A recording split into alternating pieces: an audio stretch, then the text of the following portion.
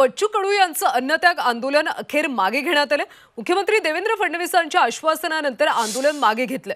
दिव्यांगांच्या प्रश्नांवर आता एप्रिल महिन्यात बैठक घेण्याचं आश्वासन देण्यात आले। देवेंद्र फडणवीस यांच्याशी फोनवरून चर्चा झाली। मंत्री भरत गोगावले आणि योगेश कदम यांनी बच्चू कडू यांची भेट घेतली। 22 तारखेपासून रायगडच्या पायथ्याशी पाचाड इथं बच्चू कडू यांचं अन्नत्याग आंदोलन सुरू होतं।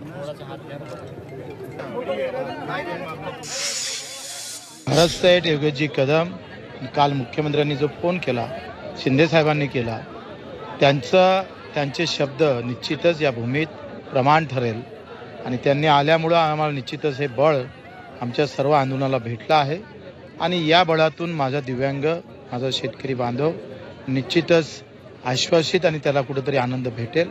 त्यांनी दिलेलं आश्वासनामुळं आज आम्ही आमचं आंदोलन इथं स्थगित करतो।